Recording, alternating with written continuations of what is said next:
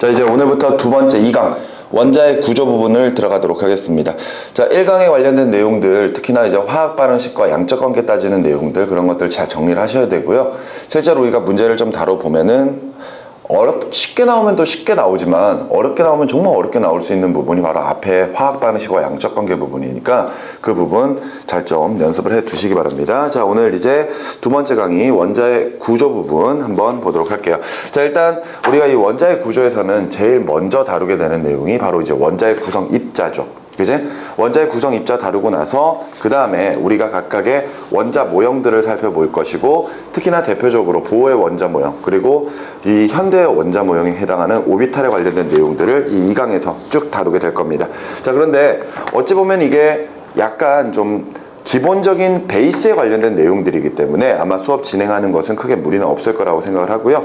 이걸 뭐 한 번 들어본 게 아니라 이제 뭐 두 번, 세 번 정도 여러분들이 쭉 들어봤기 때문에 아마도 좀 편하게 문제를 좀 풀 수 있지 않을까, 내용을 좀 접해볼 수 있지 않을까, 이렇게 좀 생각을 합니다. 자, 빨리 한번 정리를 해보도록 하죠. 자, 제일 먼저 원자의 구성 입자 부분인데,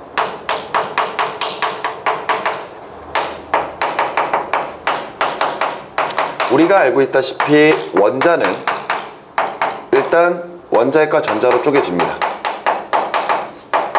원자핵과 전자로 나눠지고요.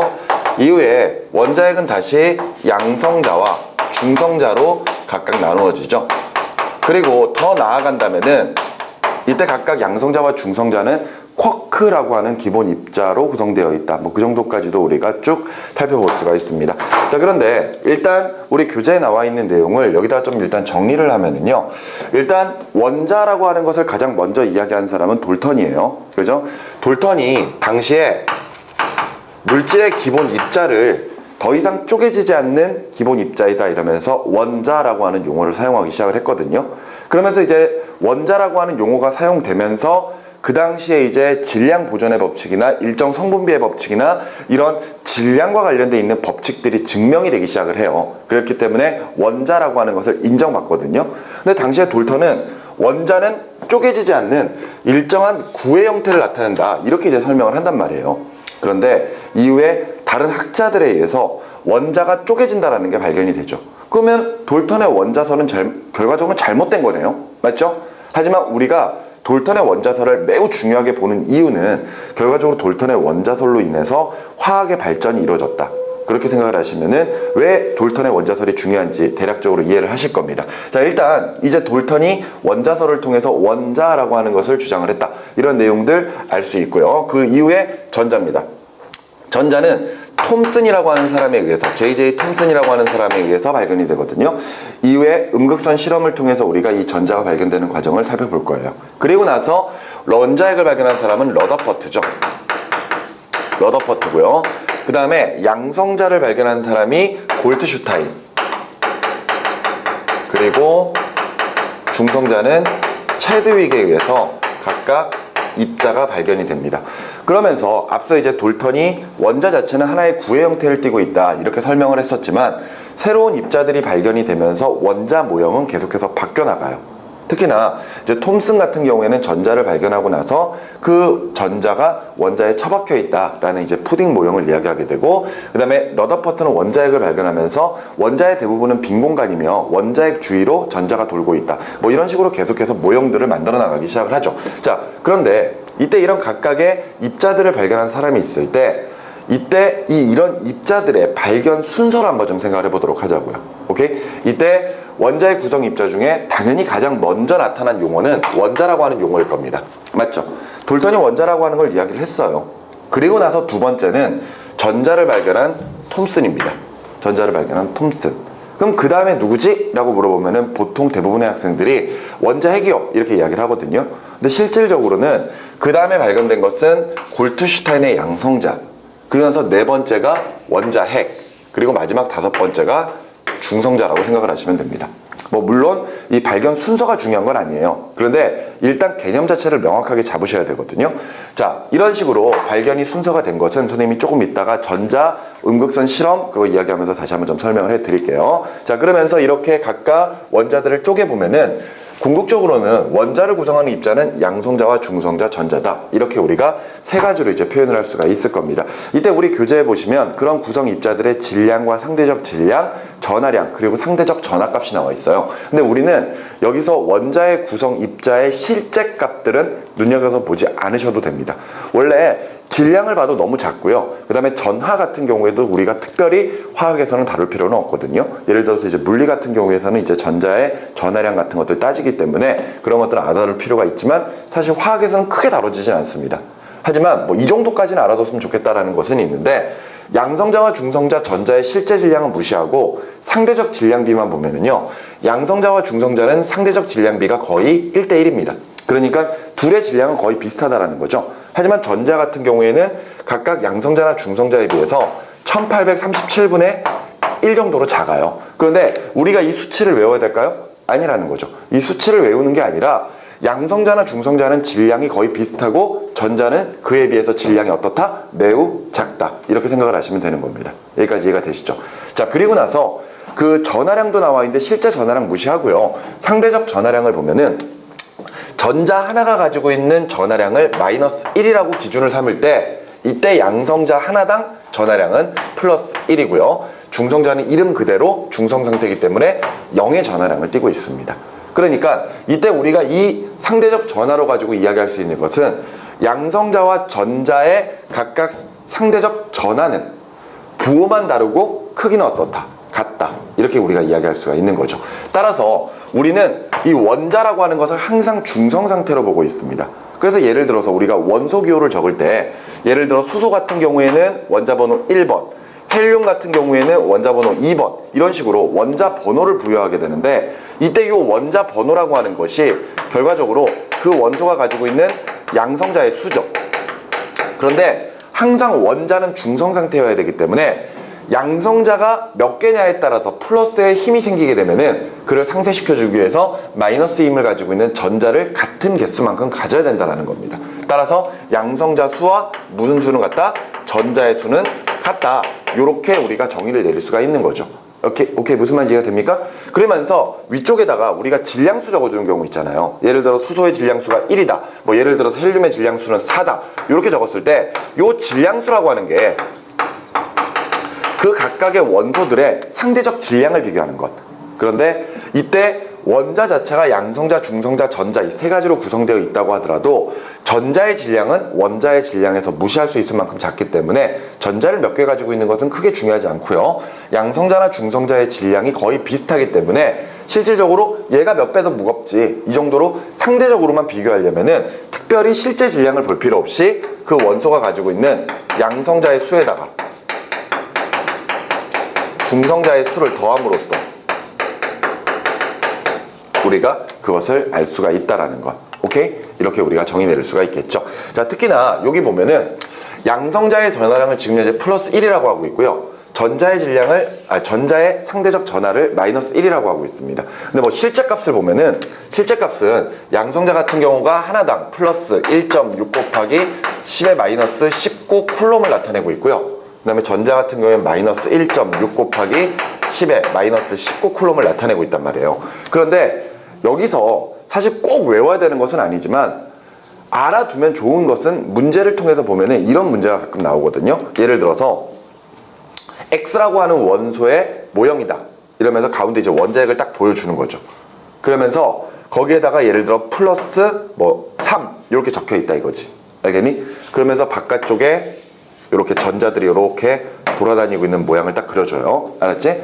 그래 놓고 지금 현재 이 원소는 이 원소는 지금 현재 어떤 원소이며 실제로 원자인지 아니면 이온인지 그런 것들을 구별해야 되는 문제들이 가끔 나오거든요. 그랬을 때 가운데 플러스 3이라고 적혀 있다면은 이때 양성자 하나가 플러스 1이라는 가정하에서 아마 분명히 문제에서 그렇게 정의되어 있을 겁니다. 그렇다면은 이때 플러스 3이면은 양성자가 몇 개겠구나 3개겠구나. 그 따라서 원자 번호는 3번 리튬이구나. 이렇게 우리가 알고 있는 상태에서 지금 바깥쪽에 전자가 2개밖에 없다면은 앞서 이야기했던 것처럼 원자는 항상 중성이어야 되기 때문에 양성자 수와 전자 수가 같아야 된다는 거. 그런데 여기서는 양성자는 3개지만 전자가 2개라면은 전자 하나를 잃어버린 상태. 즉 얘는 1가 양이온 상태구나 이렇게 이제 정의 내릴 수가 있어요. 알겠죠? 이렇게 해서 푸는 문제들이 있거든요. 이런 문제들 때문에 이런 상대값도 알아야 되지만 요거 가지고도 가끔 문제가 나오는 경우가 있습니다. 예를 들어서 원자 핵이 가지고 있는 전하량이 얼마다 이렇게 나오는 거죠. 그랬을 때 예를 들어서 양성자 하나의 전하량은 이만큼이다 라고 이야기해 놓고 예를 들어 원자핵이 가지고 있는 전하량이 3.2 곱하기 10의 마이너스 19쿨럼이다 이렇게 나온단 말이죠.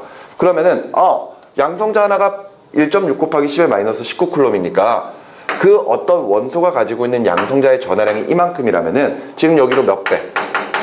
2배가 돼야 되는 거잖아요. 그러니까 양성자가 몇 개가 있겠구나, 2개가 있겠구나. 이렇게 해서 원자 번호는 2번 헬륨이겠구나 이렇게 찾아낼 수 있는 그런 문제들도 있습니다. 아시겠죠? 여기서 이런 내용들 나온다라는 거 기억을 해두시면 좋겠어요. 알겠죠? 자, 그럼 계속 이어서 이제는 입자들의 발견에 관련된 내용으로 쭉 가보도록 하죠. 자, 거기에 보시면 중간에 두 번째 전자의 발견 나와 있습니다. 전자의 발견은 누가 한 것? 톰슨. J.J. 톰슨인데 전자를 발견한 톰슨. 그러니까 저기에 적혀있는 사람들은 다 노벨상 수상자들이에요. 노벨상 수상자들. 그런데 이 전자 발견한 톰슨 같은 경우 이름이 J.J. 톰슨인데 아버지도 J.J. 톰슨이거든요. 그런데 이 톰슨이라고 하는 사람도 노벨상 수상자고 아버지도 노벨상 수상자입니다. 그러니까 대대를 거쳐가지고 계속해서 노벨상을 받는 사람들이에요. 참 신기한 것 같아요. 그런 거 보면은. 그러니까 아버지가 노벨상 수상자면은 자식도 아버지의 영향을 받거나 아니면 어머니가 또 노벨상 수상자도 노벨상 그런 자식들 중에서 노벨상 수상자들이 상당히 많이 나오거든요. 영국의 한 여성이 라디오랑 인터뷰를 하거든요. 그런데 인터뷰 도중에 이런 이야기를 합니다. 우리 아버지와 어머니 그리고 나를 포함해서 지금 현재 형제자매가 3명이 있는데 그 5명 중에서 유일하게 나만 노벨상 수상자가 아니다 이렇게 이야기를 하거든요. 그런데 그 사람이 뭐 영국 총리인가? 그렇습니다. 그러면은 그 아버지나 어머니가 누구였느냐? 그 유명한 퀴리 부인 있죠. 퀴리 부인. 그 사람이 그 어머니예요. 그 아버지도 노벨상 수상자고 자기 형제 자매도 다 노벨상 수상자고. 그런 거 보면은 부모의 역량은 무시할 수 없나? 이런 생각이 듭니다. 그렇게 생각하면은 나는 좀 걱정되는데. 자, 어찌됐건 전자는 톰슨이 발견했어요. 그랬을 때 전자의 발견에 관련돼서는 일단 톰슨이라고 하는 사람과 그 다음에 꼭 알아두셔야 될 실험이 바로 음극선 실험이죠. 거꾸로 이야기하자면은 음극선 실험이 나오면 바로 전자가 생각나야 돼요. 아시겠죠? 자, 이때 실험은 어떤 실험인지 살펴보도록 하죠. 자, 기체를 채워놓고 고전압을 걸어줄 수 있는 기체 방전관이 있습니다. 이때 양쪽에 예를 들어서 마이너스 극과 플러스 극에 고전압을 딱 걸어주는 거죠. 그랬을 때 이 안에다 이제 기체 같은 것들을 딱 채우고 순간적으로 아주 높은 전압으로 방전을 빵 시키면은 이 안에서 선이 나타난다 이거지. 선. 오케이? 근데 이 선이 마이너스에서 플러스 극으로 향하는 것처럼 딱 만들어지거든요. 이런 빛을 음극선이라고 합니다. 그런데 이때 이 톰슨이라고 하는 사람이 음극선을 발견한 건 아니에요. 그러니까 그 전에 이제 이렇게 기체를 채워놓고 높은 전압을 걸어주면은 이런 식의 음극선, 빛의 형태가 생긴다. 이렇게 이제 이미 밝혀져 있었거든요.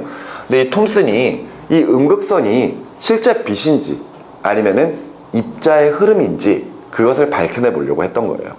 그래서 몇 가지 실험을 합니다. 그 실험 과정이 페이지 40쪽 아래쪽에 나와 있는 실험이죠. 4가지의 실험인데 첫 번째 실험은 방전관에 고전압을 걸어주면 마이너스에서 플러스 극으로 음극선이 흐른다. 이 실험이죠. 그치? 그러면서 이 음극선이 지금 현재 마이너스에서 플러스 쪽으로 향하는 것으로 보아 얘네들은 마이너스의 성질을 띠고 있지 않을까 이렇게 생각할 수 있는 거죠. 그래서 또 하나의 실험을 합니다. 바로 오른쪽에 보시면은요, 음극선의 진로에 전기장 플러스 마이너스를 걸어주는 거죠. 그러니까 여기에 마이너스 플러스가 걸려 있는 거는 똑같고요. 알겠니? 그리고 나서 뭐 예를 들어서 이 위에다가 요 위에 아래에다가 각각 또 플러스 마이너스를 연결을 하는 겁니다. 그랬을 때 위쪽에다가는 마이너스, 아래쪽에다가는 플러스를 딱 걸어 주었더니 음극선이 진행을 하다가 진행 경로가 이렇게 휘더라 이거죠. 알겠어? 그런 말은 앞서 봤던 것처럼 음극선이 마이너스의 성질을 띈다는 걸 또다시 증명할 수 있는 내용이거든요. 여기까지 이해가 되시죠? 자, 이래서 음극선은 일단 마이너스의 성질을 띠는구나, 이렇게 이제 확인을 했고요. 그 다음에 이제 아래에 내려와서 옆에 왼쪽을 보시면은요, 음극선의 진로에 장애물을 설치하면 그림자가 생긴다.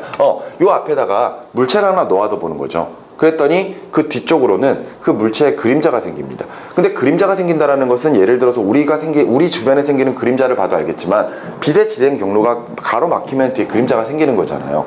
그래서 이때 이 장애물 뒤쪽으로 그림자가 생긴다는 것은 이 음극선이 결과적으로 직진하면서 물체를 통과하지 못했을 경우에 그림자가 생기는구나. 그래서 음극선은 원래부터는 직진하는 성질이 있구나. 대신에 전기장을 걸어주게 되면 이때 플러스 쪽으로 휘는구나. 이것을 알게 된 거야. 그리고 나서 마지막 네 번째 실험을 보면은 이 앞쪽에다가 아주 얇은 금박 같은 것들로 만든 바람개비를 설치를 딱 해놓거든요. 그런데 아까 이 톰슨이 실제로 이 실험을 통해서 저 음극선이 빛인지 아니면은 예를 들어서 저것이 입자의 흐름인지 그것을 밝혀내려고 했던 거잖아요. 그런데 예를 들어 이렇게 바람개비 같은 걸 설치해 놓은 상태에서 음극선이 만일 빛이라면은요, 저 빛을 아무리 바람개비에 비춰준다고 하더라도 바람개비가 움직이지 않을 거거든요. 그런데 이렇게 실험을 해봤더니 바람개비가 회전을 하더라 이거지. 근데 바람개비가 회전한다라는 것은 결과적으로 바람개비가 움직일 수 있을 만큼의 어떤 충격이 가해졌다는 이야기거든요. 그럼 그 충격이 가해졌다는 이야기는 결과적으로 음극선이 어떤 질량을 가진 입자의 흐름이고 그 입자가 바람개비에 충돌했기 때문에 바람개비가 회전한다, 이렇게 이제 생각할 수가 있었던 거야. 따라서 이런 모든 것들을 총정리한 내용이 바로 음극선은 마이너스 전하를 띤 입자의 흐름이구나,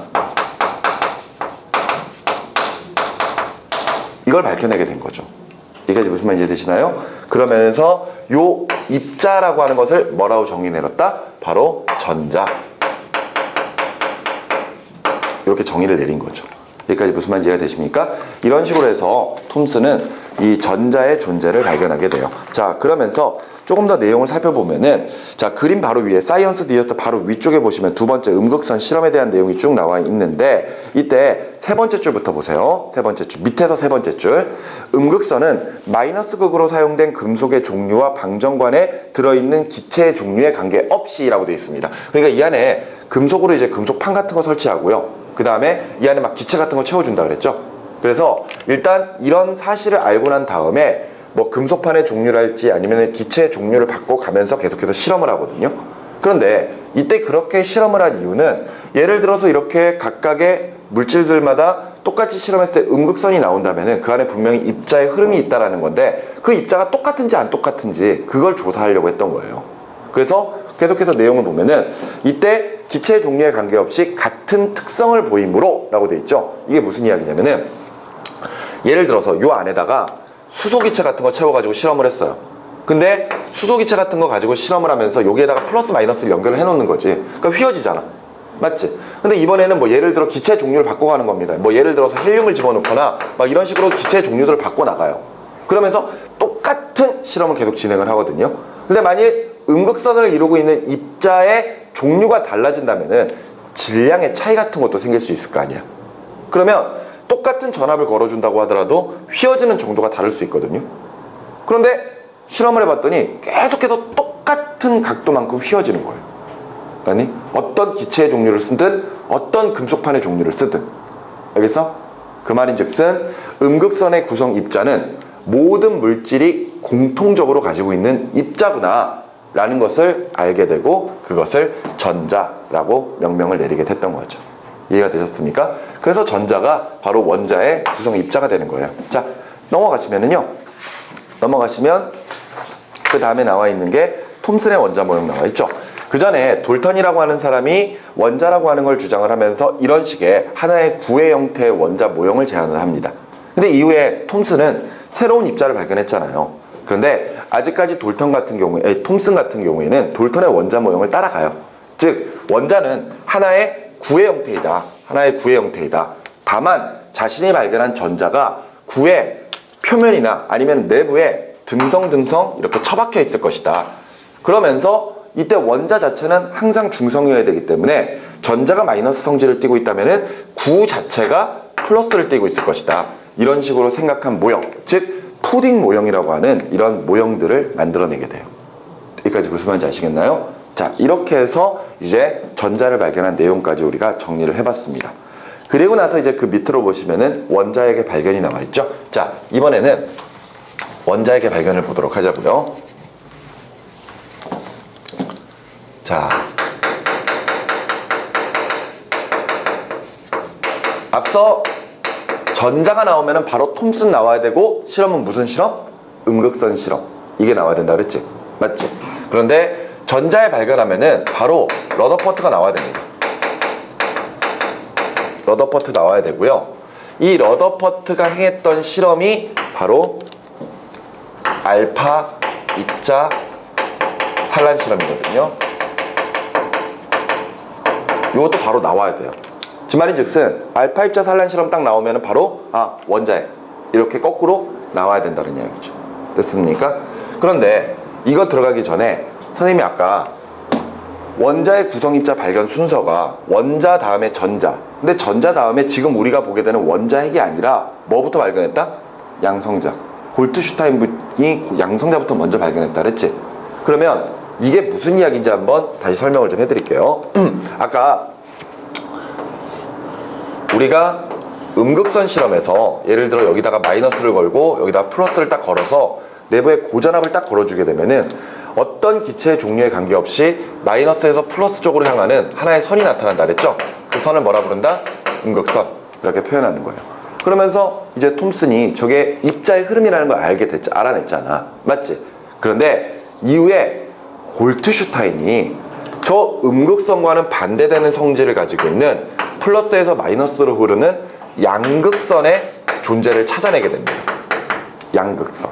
알았어? 그러니까 음극선과 반대되는 개념이라고 생각하시면 돼요. 그런데 음극선이 마이너스 전하를 띤 입자의 흐름이라는 게 밝혀졌잖아. 그러니까 골트슈타인이 양극선을 찾아내고 난 다음에 저 양극선도 아마도 플러스 전하를 띠고 있는 무언가 입자의 흐름이지 않을까, 이렇게 예측을 한 거예요. 알겠습니까? 그러니까 실제로 양성자라고 하는 용어는 나오지 않았어. 그러니까 골트슈타인이 예측을 했다라고 생각하시면 돼요. 저 원자의 구성 입자 중에서는 분명히 플러스를 띠고 있는 무언가 입자도 저런 식으로 양극선처럼 이렇게 흐름을 만들어낼 수가 있다. 이렇게 예측을 한 거야. 알았니? 그랬더니 러더퍼트가 그래? 그럼 그 입자를 한번 찾아보자 해가지고 실험을 한 게 바로 알파 입자 산란 실험이에요. 자, 밑에 보면은 탐구자료 살펴보기에 실험 과정이 나와 있죠. 그지? 알파 입자 산란 실험 보세요. 일단 알파 입자를 쏠 수 있는 방출기가 있습니다. 알파 입자를 쏠 수 있는 방출기가 있고요. 알파 입자 방출기. 그리고 앞쪽에는 얇은 금박을 이렇게 설치를 해놔요. 금박. 그러나서 바깥쪽에다가는 형광 물질을 바른 스크린을 이렇게 설치를 하거든요. 스크린.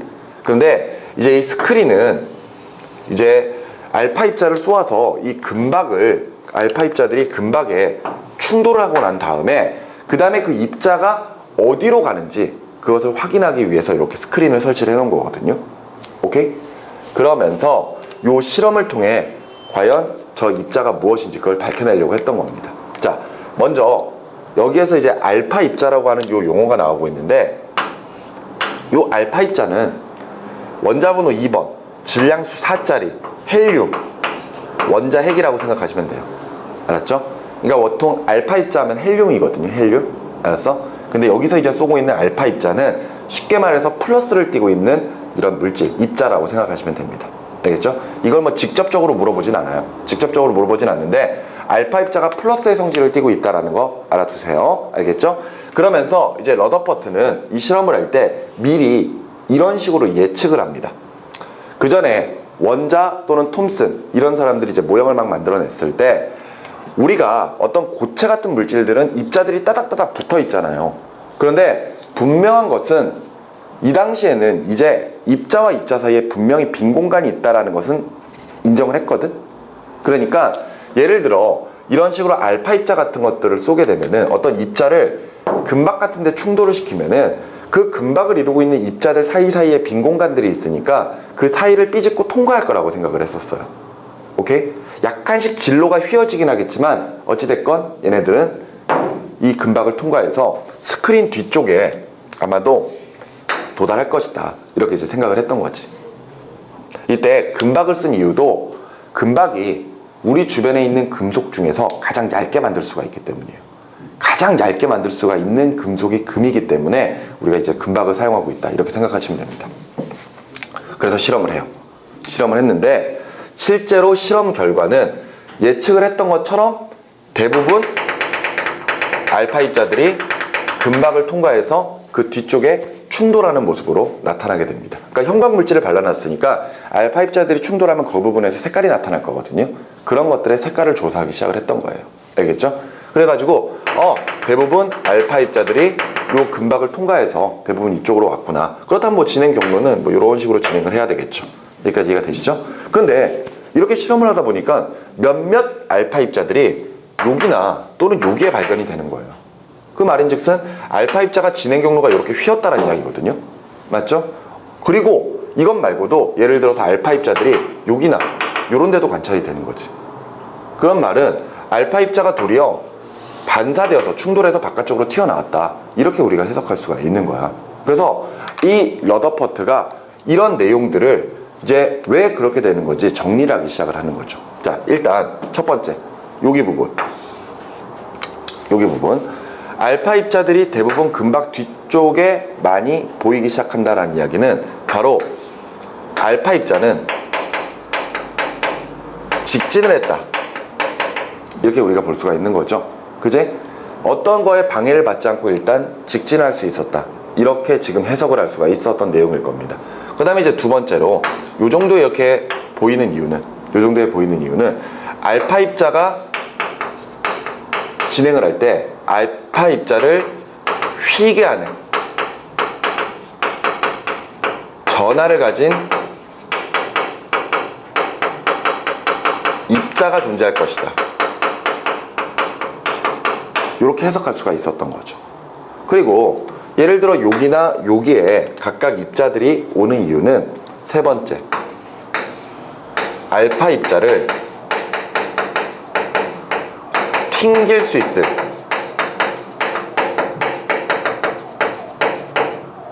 질량을 가진 입자가 존재한다. 이렇게 정의 내릴 수가 있었던 거야. 알았니? 따라서 지금 현재 이런 실험을 통해서 이 러더퍼트가 해석을 하려고 했었던 게 바로 이겁니다. 저 금박은 무언가 원자로 구성이 되어 있을 텐데 결과적으로 알파 입자가 어떤 방해를 받지 않고 직진을 할 수 있었다는 것. 그런 것은 결과적으로 저 원자의 대부분이 빈 공간으로 구성되어 있다. 빈 공간으로 구성되어 있다. 그러면서 어떤 전하를 가지고 있는 입자가 있을 텐데 우리는 그 전에 이미 벌써 마이너스를 띠고 있는 전자를 알고 있거든요. 그래가지고 마이너스 때문에도 휠 수 있는 거잖아. 맞지? 그런데 실제로 마이너스의 힘을 가지고 있는 전자가 있다고 하더라도 뭐 쉽게 얘기해서 헬륨이 이 전자보다 훨씬 더 무겁거든요. 그러니까 이 무거운 녀석이 쓱 지나가는데 가벼운 녀석이 잡아당겨봤자 실질적으로는 거기에 대해서는 큰 휘어짐이 나타나기가 좀 힘듭니다. 그러니까 결과적으로 이 전하를 가지고 있는 어떤 입자가 얘를 휘게 만들었다는 것은 전자 말고 다른 것을 생각할 수밖에 없었던 거예요. 그게 결과적으로는 바로 플러스 전하를 띤 무언가 입자가 있을 것이다. 이렇게 정의를 내렸던 거고, 그리고 나서 요거 질량 가지고 있다는 거 맞지? 그 말은 결과적으로 원자의 대부분의 질량이 결과적으로 어느 한 지점에 모여 있다. 이렇게 이제 생각을 하게 된 거지. 무슨 말인지 알겠니? 그래서 우리 교재 탐구자료 살펴보기 밑에 분석 포인트를 보시면 대부분의 알파 입자가 금박을 그대로 통과하므로 금박을 구성하고 있는 원자는 대부분 빈 공간으로 되어 있다라는 거. 그 다음에 알파 입자가 금박에 충돌한 후 튕겨 나오려면은 알파 입자를 튕겨내는 입자는 뭘 띠고 있어야 돼? 플러스 전하를 띠고 있어야 돼. 그러면서 그 질량이 알파 입자보다 훨씬 커야지만이 튕겨낼 수 있다는 거예요. 따라서 이런 관측 결과를 통해 러더퍼트는 이 결과를 해석하여 원자의 중심에 원자의 질량의 대부분을 차지하면서 플러스 전하를 띤 입자가 뭉쳐 있을 것이라고 예측하고 그것을 뭐라고 표현했다? 원자핵이라고 각각 하였다라고 되어 있는 거죠. 됐습니까? 그런데 아까 선생님이 러더퍼트가 이 실험을 했던 이유가 뭐라 그랬었죠? 바로 양성자, 그러니까 양극선의 발견에 그 양극선이 R 플러스의 입자의 흐름인지를 살펴보려고 했었던 거잖아요. 맞죠? 그래서 이런 실험을 한 거야. 그러니까 러더퍼트는 이 실험 결과를 통해서 그럼 내가 찾아낸 게 골트슈타인이 예측했던 것인가? 이렇게 하면서 더 실험을 진행을 하거든요. 그때 이제 실험을 진행하는 과정에서 그 원자핵의 존재를 찾아내고 그 원자핵이 띠고 있는 각각 플러스의 전하를 막 계산하기 시작을 한 거예요. 그러면서 양성자 하나의 전하와 그 다음에 그 질량, 그것을 가지고 원자핵과 막 비교를 하기 시작을 하거든요. 그런데 예를 들어 양성자 몇 개가 가지고 있는 전하량과 원자핵이 가지고 있는 전하량이 서로 똑같을 때 질량은 원자핵이 훨씬 더 크게 나타나는 걸 찾아내게 돼요.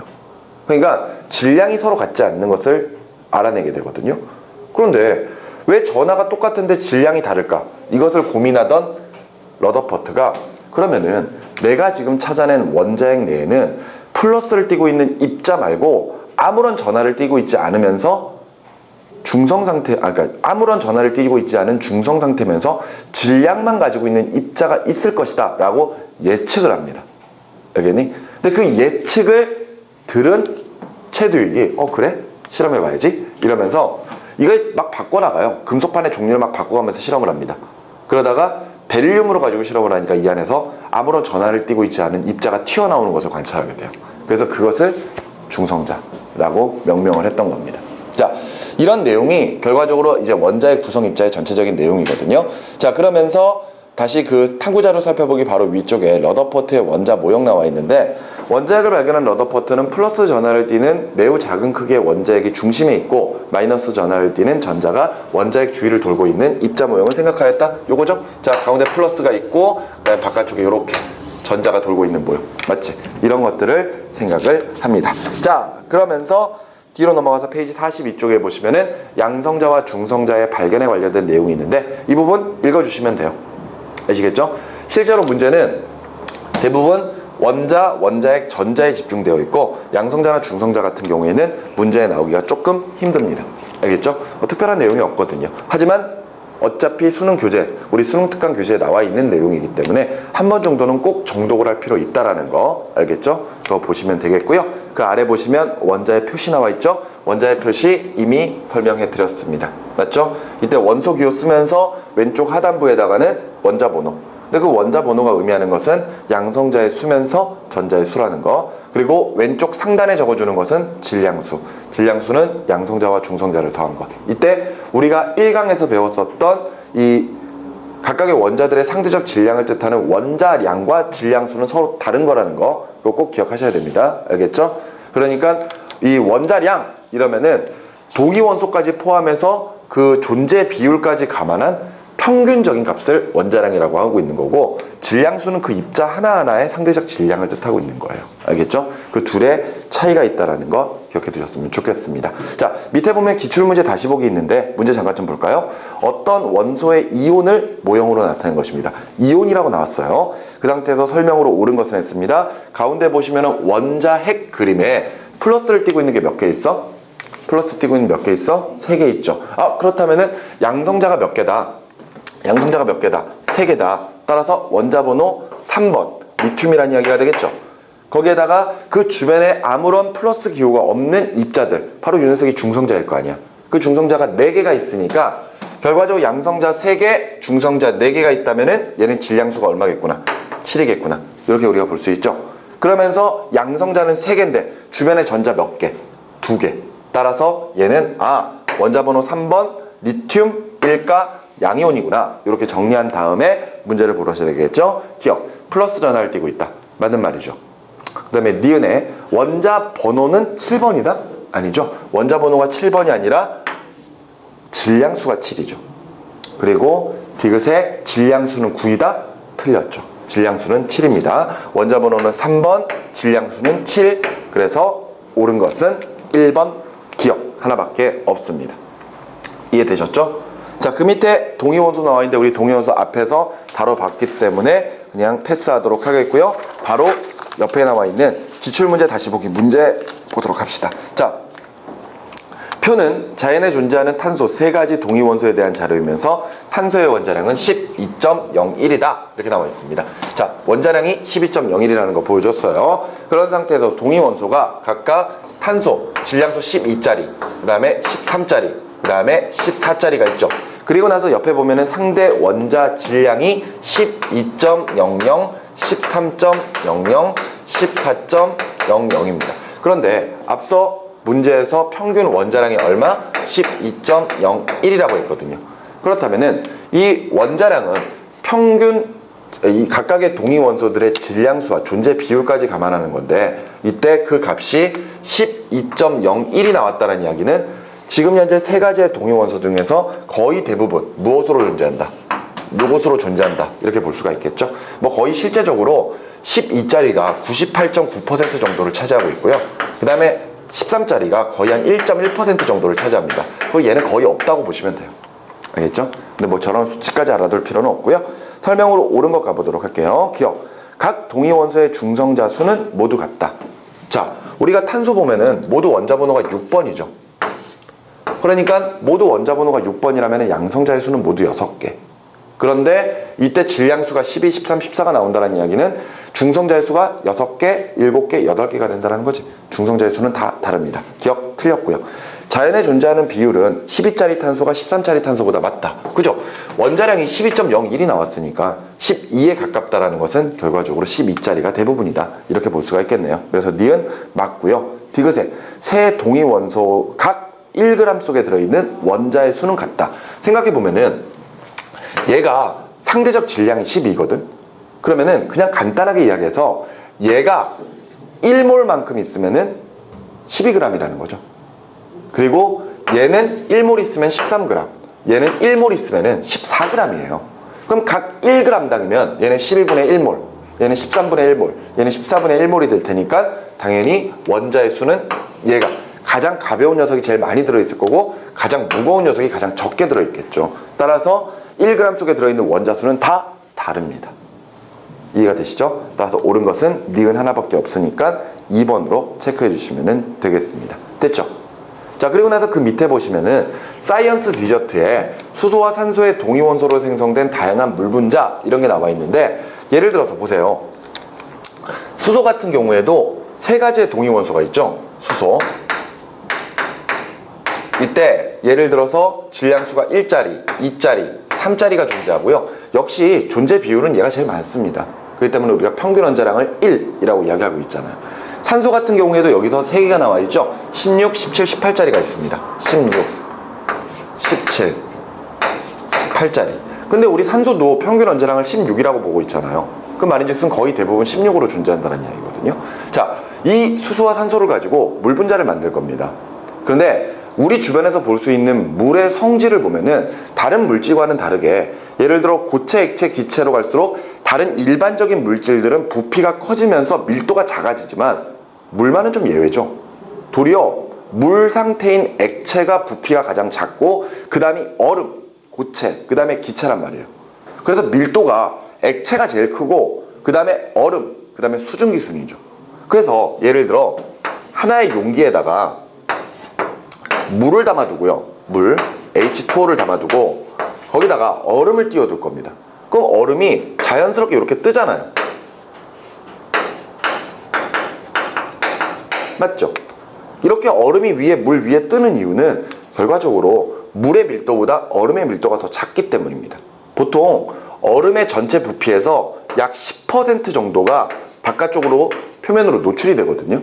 그 이유가 물의 밀도가 보통 1g per 세제곱센티미터 정도 될 때 얼음의 밀도가 0.9g per 세제곱센티미터 정도 되기 때문이에요. 그러니까 한 10% 정도의 밀도 차이가 나기 때문에 한 10% 정도가 떠 있습니다. 알겠어? 그런데 지금 우리가 보고 있는 사이언스 디저트에서는 가라앉는 얼음을 만들어 보자 이거예요. 가라앉는 얼음을 만들어 보자. 이게 가능한가요? 가능합니다. 예를 들어서 우리가 만드는 일반적인 물을 예를 들어 수소 질량수 1짜리를 쓰고 그 다음에 산소 16자리를 쓸 거예요. 그렇다면은 이 물의 분자량은 18이 나오죠. 근데 만일 똑같은 수소와 산소로 얼음을 만들면은 그 얼음을 이루고 있는 분자량도 18이 돼 버리거든요. 따라서 부피가 커져 버리면 밀도가 작아질 수밖에 없는 거예요. 이해가 되시나요? 그런데 내가 얼음을 만드는데 같은 수소와 산소를 쓰되 단 질량수 3짜리 수소, 그 다음에 18짜리 산소를 사용해보자 이거지. 그러면 어찌됐건 얼음은 H2O입니다. 화학적 성질 동일하죠. 그런데 질량수가 3이 나오고 질량수가 3짜리 쓰고 18짜리를 써버리면은 얘 분자량이 얼마가 나오죠? 24가 나와버린단 말이에요. 맞죠? 그러면 예를 들어 똑같은 부피에도 질량은 얘가 훨씬 더 크다라는 거죠. 그런 경우에는 얼음이 가라앉을 수도 있다라는 거예요. 무슨 말인지 알겠어? 꼭 이렇게까지 할 필요도 없습니다. 예를 들어서 산소는 그대로 16자리를 쓰고 수소를 2자리를 쓴다든가 3자리를 쓴다든가 이래주면은 도리어 가라앉는 얼음을 만들 수가 있어요. 그런데 우리가 실제로 주변에서 이런 걸 볼 수 있나요? 못 본단 말이야. 얼음이 밑으로 가라앉는 걸 못 본단 말이야, 물 밑으로. 그 이유는 간단한 거겠죠. 바로 요 수소랑 요 수소가 대부분이고 얘네들은 거의 존재하지 않잖아. 그러니까 이런 얼음들을 만들기는 힘들다는 거. 하지만 만들려고 맘만 먹으면 만들 수는 있겠죠. 그지? 그래서 가끔 이 자료로 가지고 문제가 나오는 경우가 있습니다. 됐죠?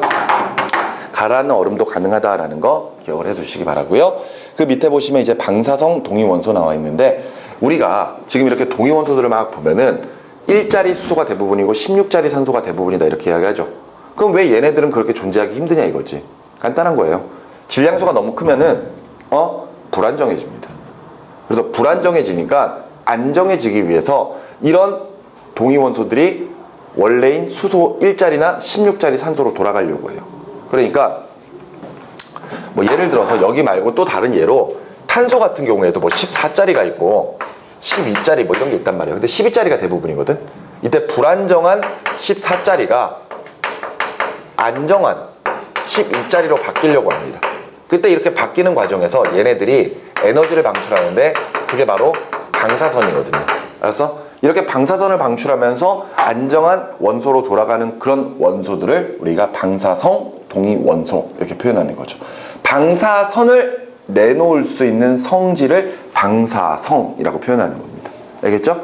자, 이렇게 해서 정리하시면 되겠습니다. 됐죠? 자, 여기까지 보시고 칠판 정리하고 다시 계속 이어서 하도록 하겠습니다. 조금 전까지 원자의 구성 입자 부분을 살펴봤죠? 자, 그리고 나서 원소의 기원 보기 전에 뒤쪽에 있는 문제를 좀 한번 다뤄보도록 하겠습니다. 자, 뒤로 넘어가셔서 페이지 58쪽 보시면은요, 이 점 수능 테스트 나와 있습니다. 자, 거기에서 우리가 지금 해봤었던 내용들 관련된 거 몇 문제만 한번 좀 풀어보도록 할게요. 자, 1번 보시기 바랍니다. 자, 표는 원자를 구성하고 있는 입자들의 질량과 전하량을 나타낸 것이고 설명으로 옳은 것은 하고 물어봤습니다. 선생님이 아까 실제 질량이나 실제 전하량을 외울 필요는 없다라고 이야기했었죠. 그 이유가 만약 문제에 다뤄진다면은 보통 이런 식으로 표나 아니면은 분명히 문제 어딘가에 나와 있을 거예요. 그러니까 실제 값들은 외울 필요는 없고 상대적 질량이나 상대적 전하 비 정도까지만 알아두시면 됩니다. 자, 설명으로 옳은 것 가볼 건데요. 기억. 원자핵의 질량은 대부분 원자핵이 차지한다. 거기에 있는 수치를 비교해도 되고요. 아니면 우리가 알고 있는 것처럼 양성자와 중성자의 질량은 거의 1대1로 거의 동일하지만 전자 같은 경우에는 1837분의 1밖에 안 된다 그랬죠. 그러니까 당연히 양성자와 중성자로 이루어진 원자핵이 원자의 대부분의 질량을 차지한다. 맞는 말이 될 겁니다. 그 다음에 니은에 원자는 양성자 수와 전자의 수가 같다. 원자는 항상 중성 상태여야 되기 때문에 플러스를 띠고 있는 양성자 그리고 마이너스를 띠고 있는 전자의 각각 총 전하량이 같아야 되거든요. 근데 양성자 하나와 전자 하나에 이 전하량의 절대값이 같기 때문에 서로 같은 개수만큼 존재해야지만이 중성 상태가 될 수 있다. 따라서 니은도 맞는 말. 디귿에 원자핵의 전하량이 플러스 3.2 곱하기 10의 마이너스 19쿨롬인 원자의 양성자 수는 두 가지이다. 아까 선생님이 이야기했던 것처럼 양성자 하나당 플러스 1.6 곱하기 10의 마이너스 19쿨롬이니까 얘네들이 두 개가 있어야지만 결과적으로 플러스 3.2 곱하기 10의 마이너스 19쿨롬 나올 수가 있겠죠. 따라서 양성자 몇 개다? 두 개다. 이렇게 해서 디귿도 맞다. 이렇게 본다면 옳은 것은 기억, 니은, 디귿 5번으로 체크할 수 있겠죠. 계속 이어서 2번으로 가도록 할게요. 원자의 구성 입자와 관련된 설명으로 옳은 것만 보기에서 고르라 그랬는데 기억, 원자를 구성하는 양성자의 수와 중성자의 수는 항상 같을까요? 그건 아니거든요. 예를 들어서 수소 같은 경우에는 원자번호 1번인데 질량수 1짜리도 있고, 그 다음에 또 다른 수소는 원자번호 1번인데 질량수 2, 그 다음에 또 다른 수소는 1인데 질량수가 3인 녀석도 있거든요. 그럼 이 경우에는 모두 양성자가 한 개지만 중성자는 없고 하나, 두 개거든요. 그러니까 항상 같다라고 볼 수는 없겠죠. 그래서 기억은 틀렸고요. 니은, 원자의 질량수는 양성자 수와 중성자 수의 합과 같다. 그렇죠. 그지? 요거 지금 위에 나와 있는 질량수는 각각 그 원소들이 가지고 있는 양성자의 수와 중성자의 수를 더한 것만큼일 겁니다. 따라서 니은 맞고요. 디귿에 원자가 전자를 잃고 양이온이 되면 질량수가 감소한다. 그런데 이 질량수라고 하는 거 어떻게 계산한다고요? 어떻게 만들어낸다? 양성자의 수에 중성자 수를 더하는 거거든요. 이때 전자를 잃고 얻는 것은 결과적으로 질량수랑은 크게 관련이 없습니다. 따라서 디귿 틀린 말이니까 옳은 것은 니은만. 따라서 2번으로 체크해 주시면 되겠죠. 넘어가셔서 3번 문제 보시면은요, 원자 또는 이온에 관련된 자료이고 설명으로 옳은 것은 하고 물어봤습니다. 그렇다면은 지금 현재 가, 나, 다가 실제 무슨 원소이고 얘가 실제 원자인지 이온인지를 구별해야 될 거 아니에요. 그럼 보면은 지금 가나 다는 모두 양성자 수가 한 개입니다. 그렇다면 두말할 것도 없이 모두 원자번호 1번 수소란 이야기가 되겠죠. 그죠? 그런데 지금 현재 가는 중성자 수를 몰라요. 중성자 수를 모르니까 질량수 같은 경우에도 결과적으로 1 플러스 x만큼이겠죠. 여기까지 이해가 되시나요? 그런데 문제의 질량수가 바로 1이라고 나왔으니까 그지? x는 얼마다? 0이다. 따라서 이 수소 같은 경우에는 중성자를 전혀 가지고 있지 않은 일반적인 수소라는 거죠. 그런데 전자가 없어요. 원자 상태라면은 양성자 수와 전자 수가 같아야 되는데 전자가 아예 없으니까 가는 지금 수소 1가 양이온이구나. 이렇게 우리가 확인할 수가 있겠네요. 바로 이어서 나 같은 경우에는 양성자 수 하나에 중성자 수가 없고 질량수가 1이니까 얘 같은 경우에는 가와 마찬가지로 원자번호 1번의 질량수 1짜리 수소고 얘는 지금 현재 전자도 하나를 가지고 있으니까 무슨 상태구나? 원자 상태구나. 이렇게 우리가 정의할 수 있을 겁니다. 다 같은 경우에도요, 양성자가 하나에 중성자가 이번엔 하나네요. 따라서 질량수는 얼마다? 질량수는 얼마다? 2다. 근데 전자가 하나가 있기 때문에 얘는 무슨 상태다? 원자다. 이렇게 정의 내릴 수 있겠죠? 설명은 옳은 것입니다. x는 0이다. 맞고요. 니은 y는 2다. 맞죠? 그 다음에 디귿의 가는 다의 양이온이다. 가가 다의 양이온인가요? 아니죠. 질량수가 달라요. 맞죠? 질량수가 같은 것은 나가 있잖아요. 그러니까 가가 나의 양이온이 되겠죠? 그래서 디귿 틀린 말. 따라서 답을 기억과 니은 3번으로 체크해 주시면 되겠고요. 계속 이어서 4번입니다. 음극선에 관한 몇 가지 사실, 실험 결과. 음극선 나오면 바로 뭐가 생각나라? 톰슨 전자 발견. 맞지? 그럼 밑에 나와 있는 예를 보면은 지금 현재 모두 다 음극선 실험을 통해서 전자의 성질 그리고 전자의 존재를 확인한 것이거든요. 그랬을 때 톰슨이 제시한 원자 모형은? 하고 물어봤습니다. 당연히 톰슨이 제안한 원자 모형은 전체적인 원자에 전자들이 듬성듬성 박혀있고 구 자체가 플러스를 띠고 있는 푸딩 모형을 제안을 한 거죠. 맞지? 그렇기 때문에 답을 2번으로 찾아주시면 되겠습니다. 자, 넘어가셔서 5번으로 가볼게요. 자, 러더퍼트는 다음과 같이 알파 입자 산란 실험을 통해 원자핵을 발견하였다.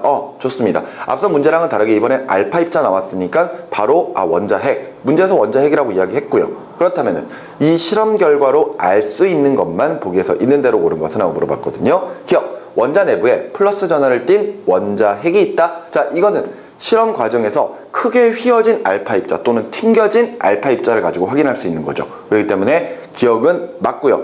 니은 원자핵은 원자의 대부분의 공간을 차지한다? 아니죠. 원자들이 대부분 통과했다라는 거. 통과했다라는 것을 통해서 원자의 대부분은 빈 공간이다. 대신에 원자의 중심에는 질량이 집중되어 있는 크기가 매우 작은 원자핵이 있다. 이렇게 우리가 알 수가 있는 거죠. 따라서 니은 틀린 말이 되겠고요. 디귿에 원자핵은 양성자와 중성자로 이루어져 있다. 이거 사실이죠. 그죠? 원자핵은 양성자와 중성자로 이루어진 게 맞습니다. 하지만 이 실험으로 확인할 수 있나요? 없어요. 따라서 옳은 것은 기억 하나밖에 없겠네요. 답을 1번으로 체크해 주시면 됩니다. 이런 문제처럼 알 수 있는 것과 없는 것 구별 잘 하셔야 돼요. 계속해서 6번. 가부터 라의 양성자 수와 질량수를 나타낸 것이고 설명으로 옳은 것. 자, 가는요 양성자 수가 11개. 그러면은 이런 문제는 실제 원자들을 적어놓고 하는 게 좋습니다. 그러면은 양성자 수가 11개라면은 원자 번호 11번 나트륨이라는 이야기죠. 거기다가 질량수가 23이니까 그치? 분명히 물어보는 거 있을 거예요. 양성자 몇 개야? 11개. 중성자 몇 개니? 그러면은 얘는 12개.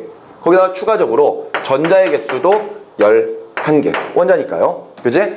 이렇게 체크할 수 있을 것이고요. 그 다음에는 원자 번호 12번 마그네슘이죠. 그죠? 양성자수 12개고 질량수가 지금 24가 나왔으니까 당연히 중성자수 12개다. 그리고 나서 원자니까 전자도 12개다. 이렇게 잡을 수가 있겠죠.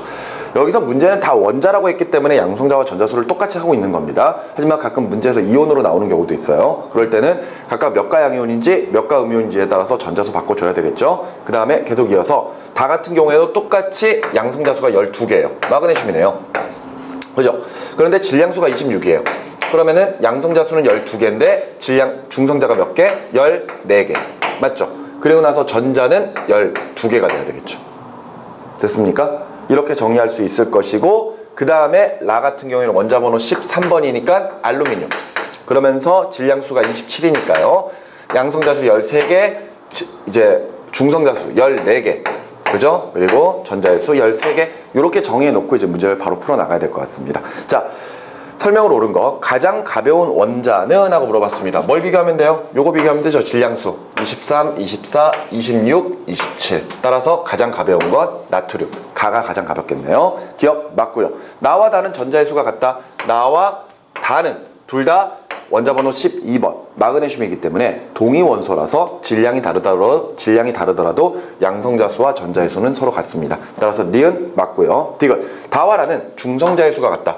서로 다른 원소입니다. 하지만 중성자 수 보면은 14개 동일하죠. 그렇기 때문에 옳은 것 기억 니은 디귿 5번.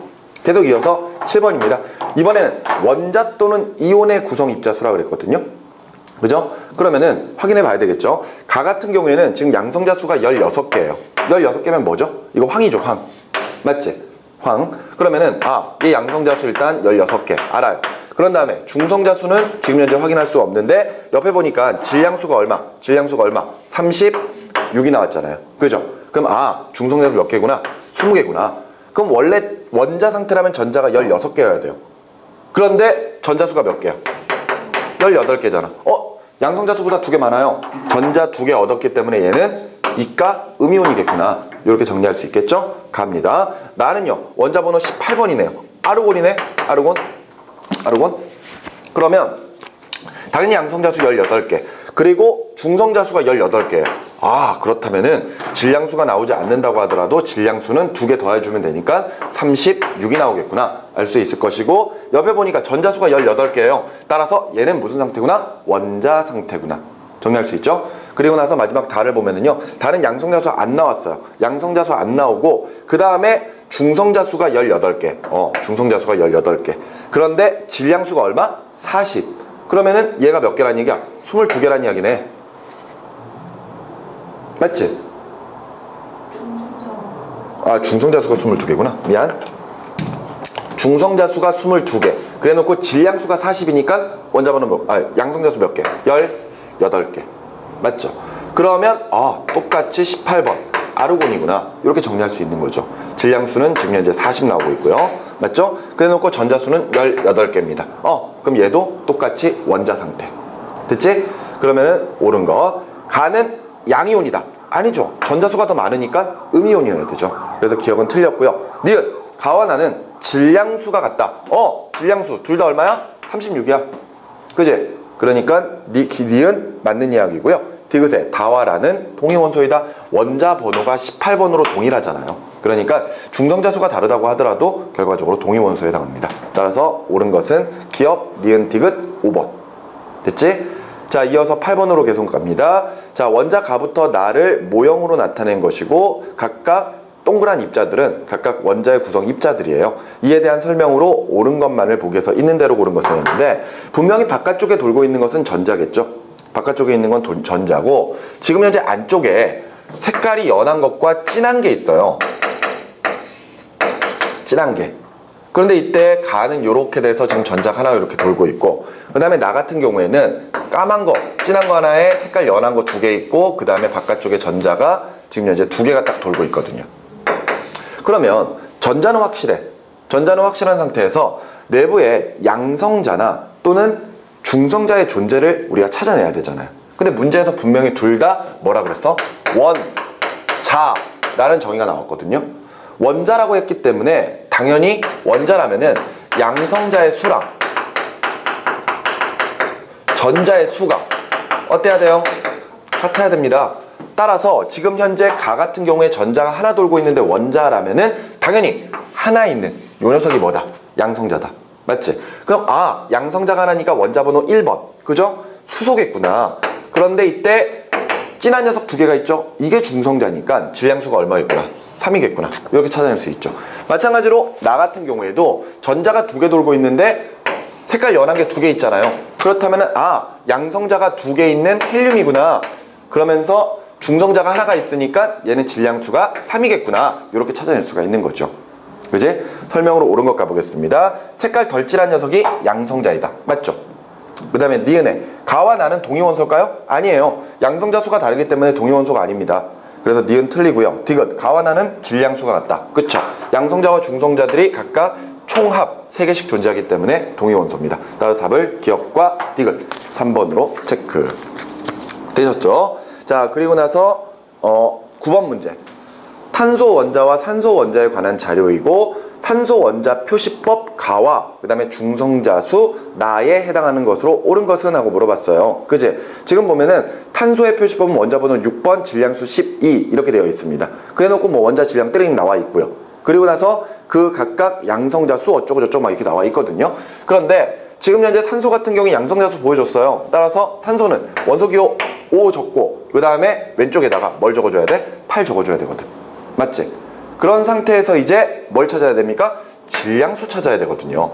질량수. 그런데 어차피 질량이라고 하는 게 원자의 실제 질량과 어차피 상대적 값을 나타낼 거 아니야? 그러면 지금 위에서 탄소가 10인데 2 곱하기 10에 23이거든요. 그지? 그러면 밑에 산소 같은 경우가 3 곱하기 10에 23이 나왔다는 이야기는 질량비가 2대 3이라는 이야기잖아요. 여기까지 무슨 말 이해가 됩니까? 2대 3. 근데 대부분의 원자의 질량은 원자핵이 차지하고 원자핵에는 양성자와 중성자가 있기 때문에 양성자와 중성자의 질량이 거의 비슷하다면은 그냥 2대 3이라고 하는 그 상대적 비가 결과적으로 질량수랑도 관계가 있다. 이렇게 볼 수가 있겠죠. 따라서 결과적으로 탄소가 12의 질량수를 가지고 있다면은 2대 3을 나타내야 되는 산소는 얼마가 돼야 된다? 16이 돼야 된다. 맞죠? 2대 3이니까. 아니구나. 6, 3, 18이구나. 미안해. 산소 못해. 자, 18입니다. 오케이? 이렇게 따진다면은 거기에 나와 있는 중성자 수. 좋아요. 양성자가 8개 있으니까. 그지? 중성자는 몇 개?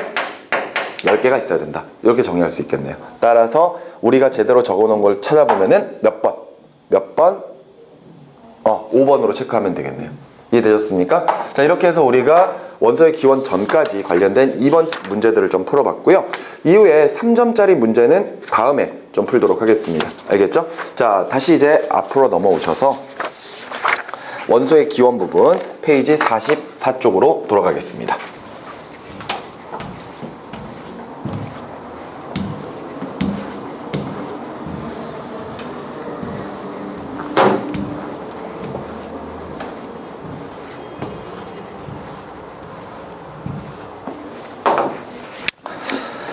자, 페이지 44쪽 보시고요. 자, 이제는 원소의 기원 부분을 보도록 합니다. 자, 일단 이 원소의 기원 부분은 우리가 융합과학에서 다뤘었던 내용들이 다시 한번 정리가 되어 있는 부분이거든요. 그러면서 첫 번째 원자를 구성하는 입자 사이에 작용하는 힘이라고 되어 있는데, 자, 이런 부분은 우리가 사실 물리에서 좀 배우는 부분이긴 한데 자연계에 존재하는 4가지의 힘에 대해서 좀 정리를 하고 가보도록 합시다. 4가지의 힘. 우리는 우리 주변에 크게 4가지의 힘이 존재한다 이렇게 이야기하거든요. 사실 그 4가지의 힘이라고 하는 게 어떤 입자들이 형성되는 과정에 상호작용하는 힘들이라고 보통 이야기를 하고 있어요. 근데 그런 힘들을 우리가 첫 번째 중력, 두 번째 전자기력, 그리고 세 번째가 강한 핵력, 네 번째가 약한 행력. 이렇게 표현을 한단 말이에요. 근데 저런 네 가지 힘들이 어떤 입자들 사이에서 작용할 수 있느냐. 일단 중력은 질량을 가진 입자들 사이에서 작용을 합니다. 질량을 가진 입자들. 그러니까 예를 들어서 질량이 라지 m과 스몰 m인 물체가 서로 r만큼 떨어져 있을 때, 이때 이 사이에서 작용하는 중력 F는 G 상수값에다가 R의 제곱분의 라지 m 스몰 m으로 가지고 계산을 하거든요. 이때 질량을 가진 입자들 사이에서 무한대 거리까지 작용할 수 있는 게 중력입니다. 그리고 나서 두 번째, 전자기력은요, 전하를 띤 입자 사이에서 작용을 해요. 플러스 마이너스 또는 n극 s극. 그랬을 때 이 녀석은 예를 들어서 뭐 Q1의 전하량을 띠고 있는 녀석과 Q2라고 하는 전하량을 띠고 있는 녀석들이 거리 R만큼 떨어져 있을 때, 이때 F는 K R의 제곱분의 Q1, Q2로 가지고 계산하거든요. 이때 위에 있는 공식과 아래에 있는 공식 상당히 비슷하게 생겼죠. 그지? 이때 두 공식은 모두 다 만유 인력에서 유래가 됐기 때문에 공식이 상당히 비슷합니다. 그랬을 때 이 Q1, Q2라고 하는 전하량이 있고 그 사이에 거리가 무한대까지 있을 때, 무한대까지도 다 작용할 수 있는 힘을 우리가 전자기력이라고 표현하고 있어요. 그 다음에 강한 핵력은요, 핵자 사이에서 작용하는 힘이다, 이렇게 표현하거든요. 근데 여기서 핵자라고 하는 것은 원자 핵을 구성하는 입자들입니다. 원자 핵을 구성하는 입자들이 뭐가 있어요? 양성자 있죠, 중성자가 있죠. 그리고 양성자와 중성자는 각각 쿼크들로 구성되어 있잖아요. 그죠? 그러니까 그런 녀석들이 결과적으로 핵자, 핵을 이루는 입자가 될 것이고, 그 녀석들 사이에서 작용하는 힘을 강한 핵력이라고 표현하고 있는 겁니다. 이해되셨습니까? 그런데 이 강한 핵력이라고 하는 게 지금 현재 네 가지 힘 중에서 이름 그대로 가장 강해요. 가장 강합니다. 그러니까 실제로 원자 핵에 양성자와 중성자가 있다고 가정을 했을 때 양성자들이 서로 간에 플러스를 띠고 있으니까 반발력이 작용을 할 거고, 얘네들이 반발력이 작용한다면 양성자 수가 늘어날수록 그만큼 원자 핵이 깨질 가능성이 높아지거든요. 그런데 원자 핵이 존재한다는 이야기는 그 반발력을 이겨줄 수 있는 무언가 큰 힘이 존재한다는 거죠. 그 힘을 우리가 강한 핵력이라고 표현하고 있는 겁니다. 됐습니까?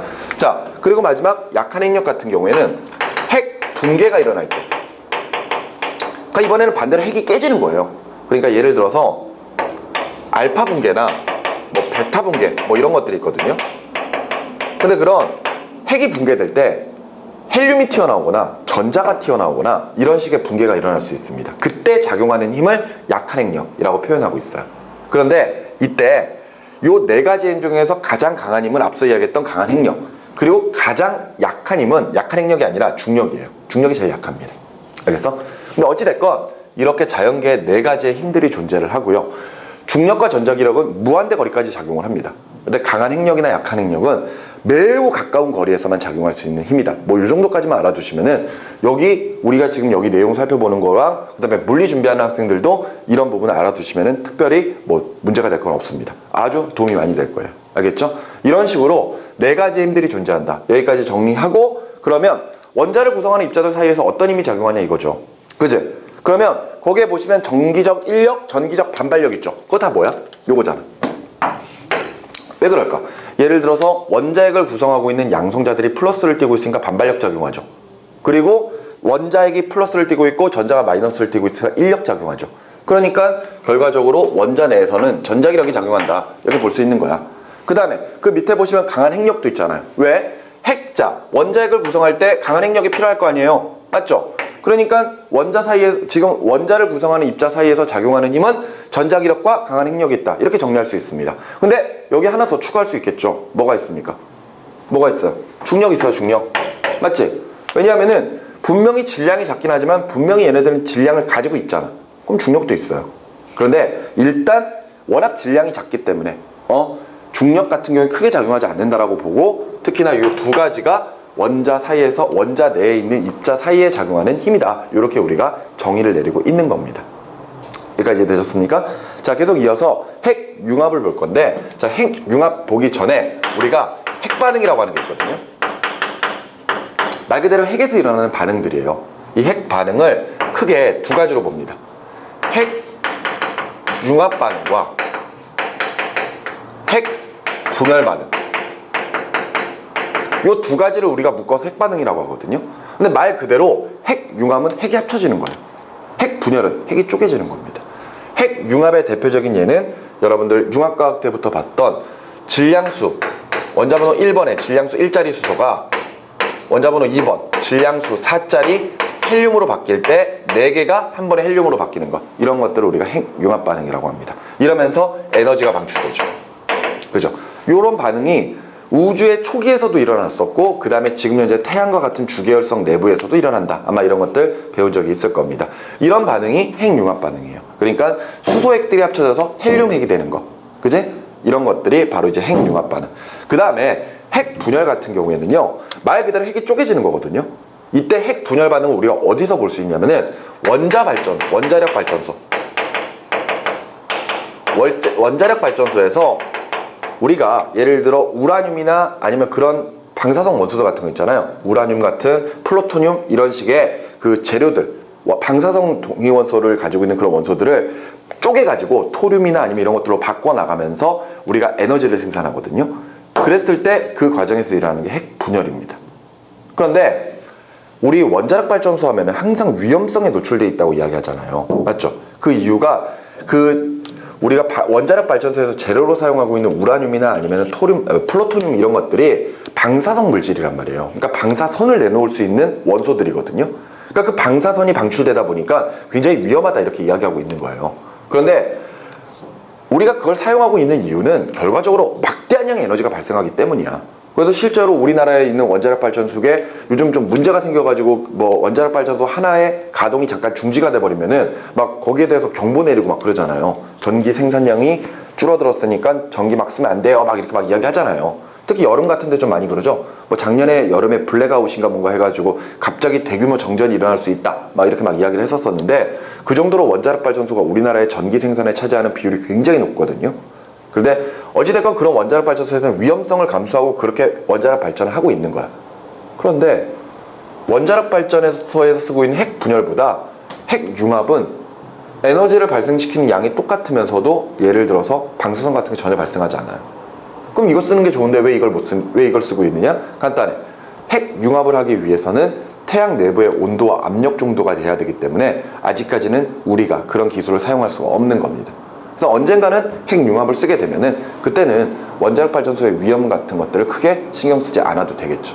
방사능이 유출됐다 이런 것들 전혀 신경 안 써도 될 겁니다. 어찌됐건 여기 핵융합이라고 하는 내용들은 선생님이 조금 전에 이야기했었던 내용들이니까 한번 읽어보셔도 될 것 같아요. 아시겠죠? 계속 이어서 원소의 기원과 생성 과정인데, 자, 이거는 선생님이 전체적인 흐름도를 쭉 그려드리면서 설명을 좀 해드리도록 하겠습니다.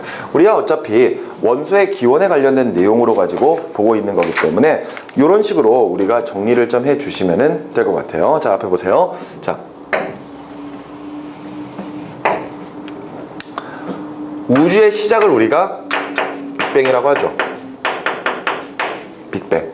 그러면서 시간이 지나면서 현재까지 옵니다. 현재까지 와요. 자, 그런데 빅뱅이라고 하는 대폭발이 있은 다음에 우주의 크기가 커지죠. 우주가 점차 팽창을 합니다. 우주에 팽창이 있어요. 그런데 우주의 질량은 계속해서 일정하게 유지가 되거든요. 따라서 우주의 밀도는 계속해서 감소를 합니다. 오케이? 그러면서 우주의 온도도 하강하거든요. 됐어? 자, 시간이 지날 거예요. 여기까지를 우리가 1초라고 합시다. 1초. 그러면 이때 요 시점 때, 즉 1초가 안 되는 극도로 짧은 순간, 10의 마이너스 35초 정도 되거든요. 그런 숫자를 외울 필요는 없고, 극도로 짧은 순간에 기본 입자의 생성이 일어납니다. 이때 말하는 기본 입자가 두 가지죠. 바로 쿼크라고 하는 것과 렙톤. 6종류의 쿼크와 6종류의 렙톤이 요 시기 때 만들어집니다. 그런데 그 다음에 역시 1초가 안 되는 극도로 짧은 순간에 양성자와 중성자가 생성이 돼요. 양성자와 중성자는 다 코크로 구성되어 있죠. 맞지? 위 코크 2개, 아래 코크 하나. 위 코크 하나, 아래 코크 2개. 맞지? 이렇게 해서 만들어진단 말이야. 근데 그렇게 되는 이유가 뭐냐면은 기본 입자 중에 쿼크랑 렙톤이 있는데 쿼크는 굉장히 불안정해요. 단독적인 행동이 좀 불가능합니다. 그래서 안정화되려고 얘네들이 서로 2개씩, 3개씩 결합해가지고 양성자나 중성자 같은 것들을 만들어내기 시작을 하는 거예요. 그리고 렙톤은 단독적인 행동이 가능합니다. 특히 대표적으로 전자 같은 것들 혼자 돌아다니잖아요. 맞지? 그런 것들이 렙톤이다 이렇게 생각하시면 돼요. 자, 일단 1초가 안 되는 순간에 이런 것들이 만들어집니다. 자, 시간이 좀 더 흐릅니다. 시간이 좀 더 흘러서 요 시기 3분의 시간이 지나요. 3분의 시간이 지나면은 이때 원자, 핵이 합성됩니다. 원자, 핵이 합성돼요. 이때 여기 요 양성자 있죠? 양성자. 요 양성자 하나가 딱 만들어졌을 때가 쉽게 말하면 원자 번호 1번에 질량수 1짜리 수소 원자 핵이 만들어진 거거든요. 그래서 그 질량수 1짜리 수소 원자 핵은 우리가 그냥 양성자라고 부르기도 해요. 생각해보면 간단한 거잖아. 맞지? 얘는 양성자 하나만 가지고 있는 녀석이니까. 그러니까 이런 녀석이 일단 수소 원자 핵 같은 게 막 만들어져요. 그러면서 3분이 될 때까지 우주 공간에서 수소가 헬륨으로 바뀌는 반응이 일어나거든요. 아까 우리 봤었던 핵 융합 반응. 그러니까 요 시기까지 결과적으로 수소가 헬륨으로 바뀌는 이런 반응이 일어났다. 이렇게 생각하시면 되겠습니다. 하지만 지금까지는 아직 뭐가 만들어진 것? 원자 핵밖에 안 만들어졌어요. 알았어? 그러면서 3분 정도의 시간이 지나고 난 다음부터는 우주의 온도가 계속 낮아지면서 더 이상 이런 반응조차도 일어나지 못합니다. 그러니까 우주 공간에는 그 전에 만들어진 수소와 만들어진 헬륨, 얘네들이 우주 공간에 존재하는 시기였을 거예요. 근데 시간이 좀 더 지납니다. 시간이 38만 년까지 가요. 그랬더니 우주의 온도가 3000켈빈까지 떨어집니다. 3000켈빈까지. 온도가 많이 떨어졌어요. 뭐 3000켈빈 하면은 사실 거의 온도가 3000도에 가까운 건데 그것조차도 굉장히 온도가 많이 떨어진 거야. 그런데 이 정도로 온도로 떨어지니까 드디어 이 시기 때 원자가 형성이 됩니다.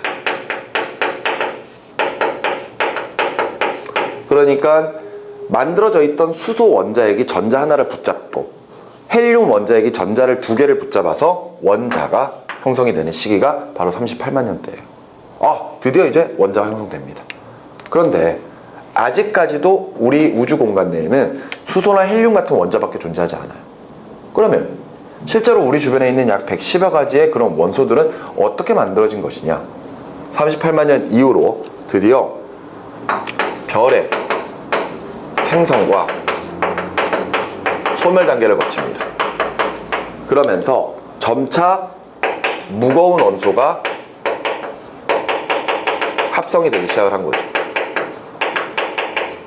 무슨 말인지 알겠니? 이게 우주의 기원에서 입자들이 형성되고 바뀌어 나갔던 것을 전체적인 흐름도로 설명을 해드린 겁니다. 요거 쭉 보시면은 우리 교재 페이지 44쪽에 있는 내용들, 그 내용들 다 정리하실 수 있을 거예요. 맞죠? 자, 꼭 읽어보셔야 됩니다. 알겠습니까? 자, 그러면 뒤로 넘어가시면 이제는 또다시 새로운 원자 모형인 보의 원자 모형이 나와 있네요. 자, 칠판을 좀 정리할까요?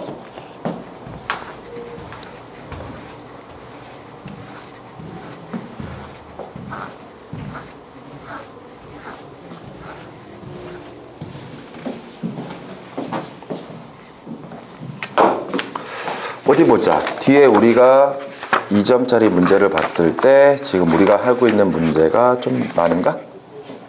없네요? 기껏해. 한 문제밖에 안 되네. 다음에 같이 풀지 뭐. 자, 바로 보원자 모형 가도록 하죠. 우리 앞서서 이 원자의 구성 입자들을 좀 살펴봤었습니다. 그죠? 그랬을 때 원자는 원자핵과 전자로 나눠지고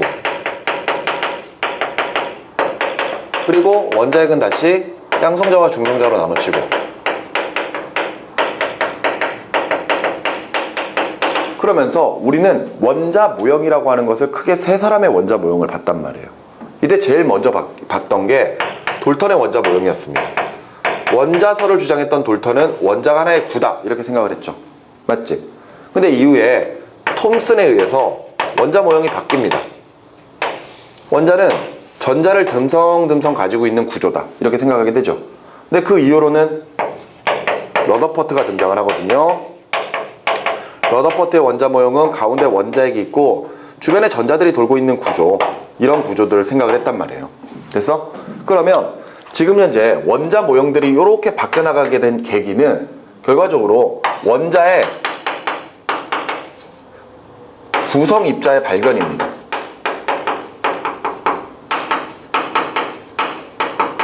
전자를 발견했으니까 톰슨은 원자 모형을 바꾼 거고요.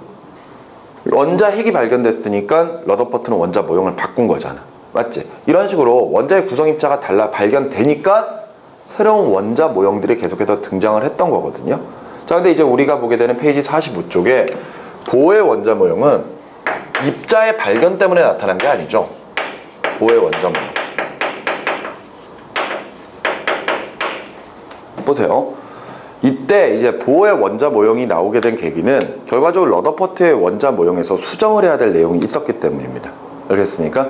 그러면서 내용을 보면은 일단 먼저 수소 원자의 선 스펙트럼이 나와 있거든요. 맞죠? 자, 말 그대로 스펙트럼이라고 하는 것은 빛을 보는 거예요. 우리가 색깔을 보는 거거든요. 예를 들어 우리가 가장 쉽게 생각할 수 있는 게 바로 무지개 같은 구조죠. 그지? 예를 들어 빛을 파장에 따라 굴절시켜 가지고 예를 들어 쫙 나타내게 되면은 이때 무지개와 같은 이런 색깔의 띠를 볼 수 있다는 거, 그게 바로 우리가 이야기하는 스펙트럼입니다. 그때 스펙트럼의 종류가 연속 스펙트럼, 선 스펙트럼, 흡수 스펙트럼, 이렇게 이제 세 가지가 있는데, 연속 스펙트럼은 말 그대로 무지개처럼 색깔이 끊임없이 빨주노초 파란보 색깔이 다 나오는 거예요. 그리고 선 스펙트럼은 전체 스펙트럼 중에 일부의 색깔만 선으로 딱딱딱 나타나는 게 선 스펙트럼입니다. 반대로 흡수 스펙트럼은 무지개처럼 모든 색깔들이 다 있는데 일부의 색깔만 사라져가지고 까만색 선으로 보이는 게 흡수 스펙트럼이에요.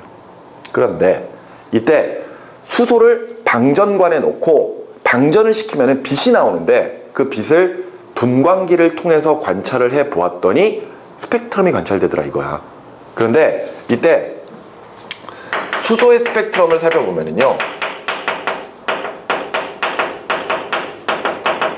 우리가 눈으로 볼 수 있는 색깔 영역, 즉 가시광선 영역에서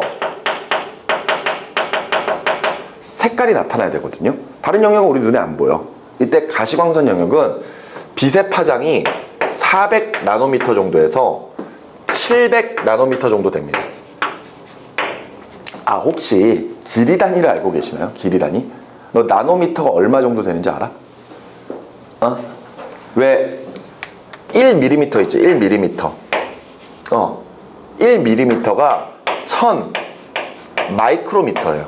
1000 마이크로미터. 마이크로미터. 그런 다음에 1 마이크로미터가 1000 나노미터입니다. 알았어? 굉장히 짧은 길이에요. 굉장히 짧은 길이거든요. 우리가 파장 이러면은 이렇게 파동이 있을 때 여기서부터 여기까지를 우리가 파장 람다라고 하죠. 그치? 근데 요 길이가 400에서 700 나노미터 정도. 0.04, 0.4, 0.7 마이크로미터 정도? 그러니까 밀리미터로 바꾸면은 거의 보이지도 않겠죠? 그러니까 저게 촘촘히 붙어 있다고 생각하시면 돼요.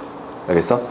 자, 어찌됐건 400 나노미터에서 700 나노미터 정도의 영역을 우리가 눈으로 볼 수 있는 가시광선 영역이라고 하거든요.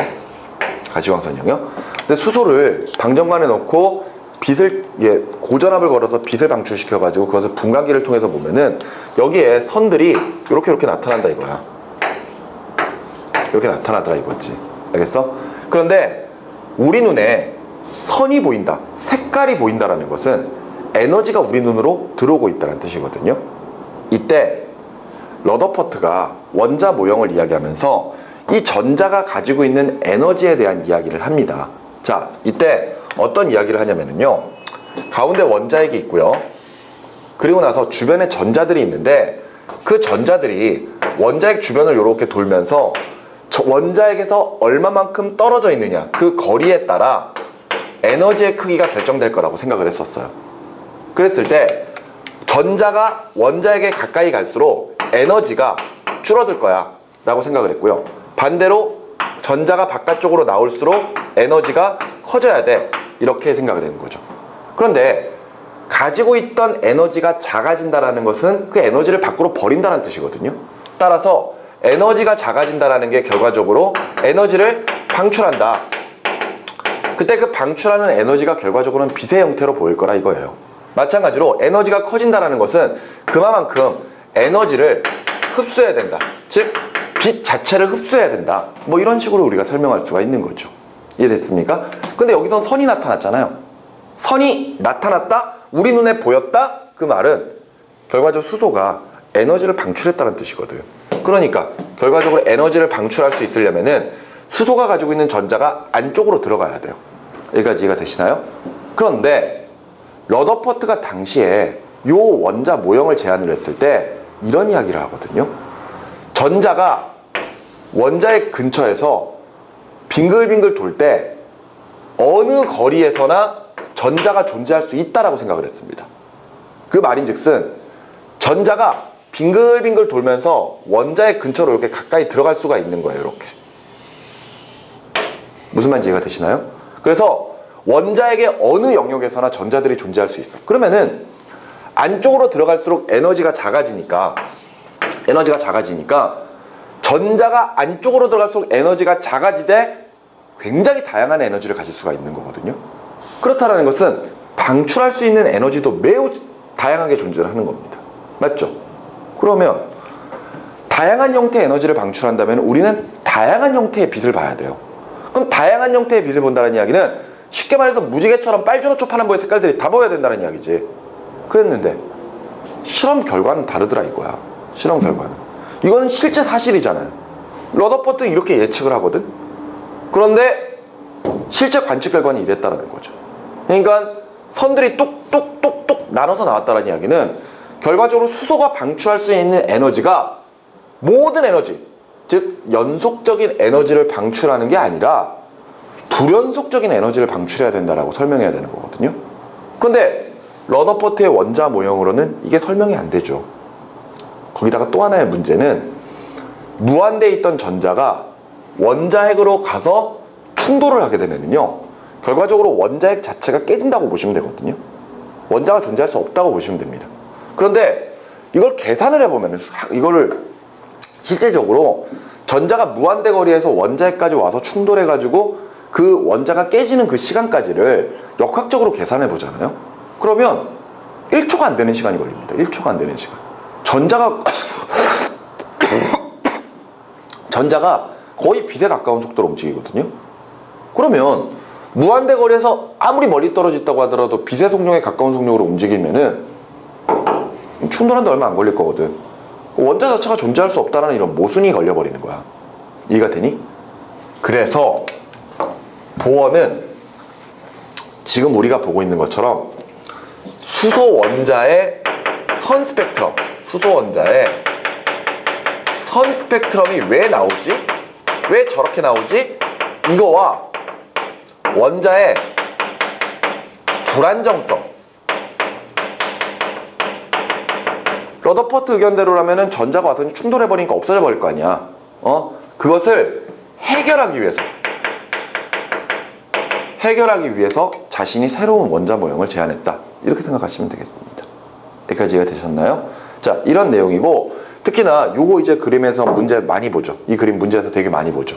그랬을 때 400나노미터부터 700나노미터 정도라는 것은 기본으로 좀 알고 계시고요. 이때 요 영역이 우리 눈에 보이는 빨주노초 파란보 영역이거든요. 이랬을 때 파장이 700나노미터로 긴 쪽이 빨간색, 그리고 이쪽이 보라색이라고 생각하셔야 됩니다.